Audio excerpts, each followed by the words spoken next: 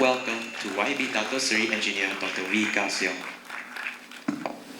Malaysia's economy grew by 6% in the second quarter this year.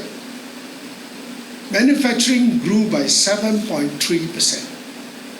Inflation in July was 1.8%, held down in good part by a subsidized petrol price fixed at RM1.99, and on paper, this is a strong year.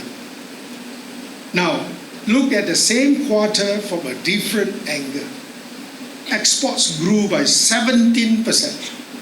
Government spending grew by 7.6%. Household spending grew by 4.8%, the lowest of the three.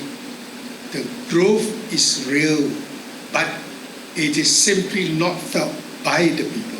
Labour figures make the point more sharply. National unemployment in June was 3%.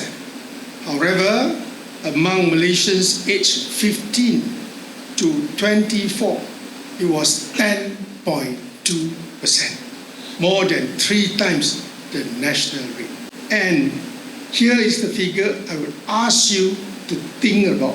In its latest graduate statistics, the Department of Statistics Dawson found that among employed graduates aged 24 and under, 66% were in skill-related underemployment. 2 in 3 young graduates who had found work were working below the qualification they had really earned. This is not a story about a shortage of jobs. It tells us that Malaysia is training people whom the economy is not yet putting to full use. Unemployment rate does not reflect a true picture of our labour force. The underemployment rate is the one that tells the truth. So, what does policy have to do with this? When people ask what young Malaysians want from the government, I think the honest answer has more to do with certainty. The generation is asking for certainty to policies that it can plan against, and reasonable confidence that what is announced in February still means that same thing in June still remain the same thing in June, and certainty is among the most valuable things the government can give to its people.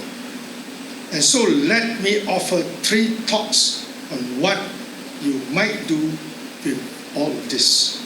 First, learn to read the numbers yourself and read past the headlines by understanding the context. Second point, take part in policy making process. And third, think of solution 2.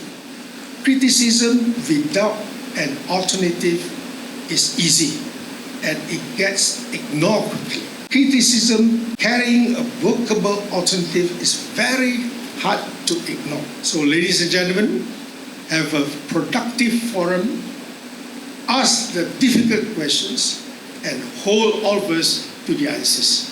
With that, I conclude my speech. Thank you very much. Terima kasih. Sisi. Thank you once again to YB Datuk Seri.